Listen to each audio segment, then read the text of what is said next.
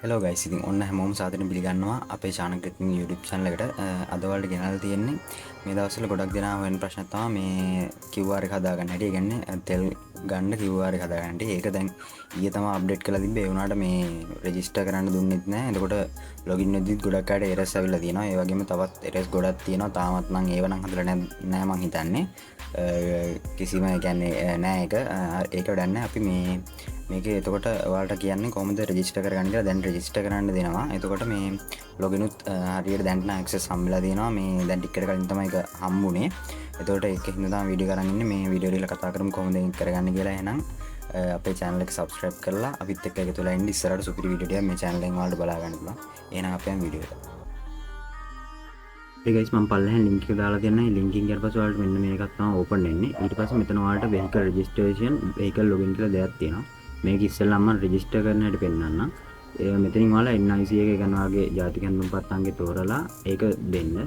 ඊට පස්සේ ඔයාලගේ මොබයිල් නම්බර් එක දෙන්න. ඊට පස්සේ ඒක දීලා මේ send OTP කියන එක ක්ලික් කරගන්න. ඊට පස්සේ ඔයාලට කෝඩ් එකක් එනවා. ඒ කෝඩ් එක මෙන්න මෙතන ටයිප් කරගන්න. ඒ කියන්නේ මේ දුන්න ෆෝන් නම්බර් එකට කෝඩ් එකක් එනවා. ඒක මෙතන ටයිප් කරගන්න.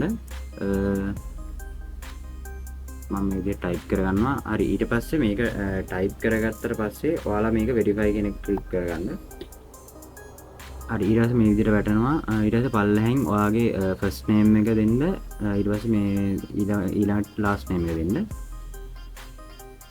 ඊට පස්සේ ඔයාලට ඔයාලගේ ඇඩ්‍රස් එක දෙන්න තියෙනවා. මෙතනදී ඔයාලගේ පර්සනල් ඩීටේල්ස් ටික තමයි මුලින්ම ෆිල් වෙන්නේ.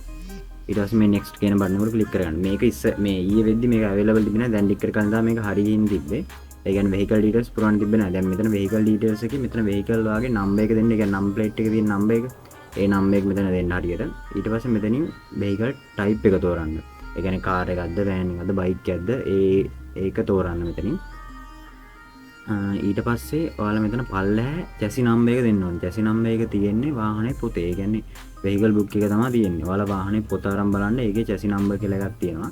ඒක දෙන්න. එතකොට මේකේ chassis number එකයි මේ vehicle number එකයි ගැලපෙනවා නම් තමයි ඔයාලට මේ log වෙන්න පුළුවන්. රෙජිස්ටර් වෙන්න පුළුවන්. නැත්නම් රෙජිස්ටර් වෙන්න බෑ. ඊට පස්සේ මෙතන dieselද petrolද කියලා select කරලා යට තියෙන tick එක දාන්න. ඊට පස්සේ රෙජිස්ටර් දෙන්න.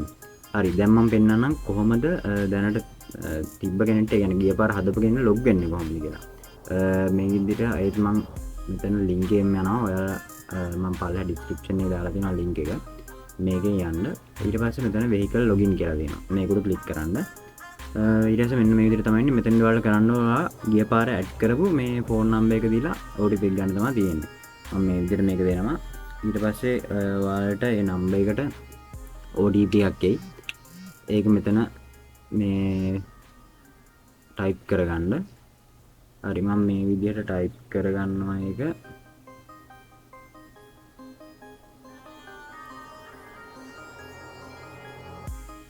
හරි, ඊට පස්සේ login දුන්නාට පස්සේ ඔයාලට ඔයාලගේ QR code එක මෙතනින් ගන්න පුළුවන්. ඊට පස්සේ එතන පල්ලෙහා මෙතනින් download කරගන්න පුළුවන්. පල්ලෙහා වාගේ කෝටා එක තියෙනවා. ඒ කියන්නේ කොච්චරද කියලා. දැන් මම මෙතන මේ බයික් එක රෙජිස්ටර් කරලා තියෙන්නේ. ඒතකොට ලීටර් 5ක් තමයි දෙන්නේ.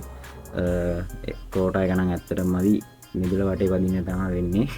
එතකොට මෙතනින් මේ ඔයාලට QR code එක change කරගන්න පුළුවන් මෙතනින්. ওই විදිහට තමයි තියෙන්නේ. එතකොට මේ ඔයාලට මෙතන station list එක උඩින් බලා ගන්න පුළුවන් ක්ලික් කරලා. ඒ විදිහට කරගත්තා එක ඔයාලට මේක සිංහල, ඉංග්‍රීසි, තමිල් තුනෙන්ම කරගන්න පුළුවන්. එහෙනම් ওই විදිහට තමයි හදන්න තියෙන්නේ. දැන් තමයි මේ account මේක available වෙලා තිබ්බේ හදන්න. එතකොට මම හිතනවා මේ වීඩියෝ කාලට හරියට එන්නද කියලා. මොකද මේ ඊයේ ඇත්තටම ඊයේ තමයි මේක මේ කීවේ QR code එක හදන්න තියනවා කියලා. ඒ වුණාට ඇත්තටම මේ රෙජිස්ටර් එක හරියට තිබෙන්නේ නැහැ. login එක දීලා තිබෙන්නේ නැහැ. එතකොට අද නම් මම හිතන්නේ යම් තාක් දුරට සාර්ථකව හදලා තියෙනවා. රෙජිස්ටර් වෙන්න පුළුවන්. ඒ වුණාට මේ කලින් අර second hand use කරන කට්ටියට එහෙම නම් මොකක් හරි ප්‍රශ්නයක් ඇති. ඒක ගැන හරියටම දන්නේ නැහැ. ඔයාලට තියෙන ප්‍රශ්න ටික පල්ලෙහෙන් දාන්න. ඒ වගේම උත්තර දන්න කට්ටියක් දාන්න. මමත් දන්න දෙයක් ඔයාලට කියන්න. එහෙනම් තවත් වීඩියෝ එකකින් හම්බෙමු.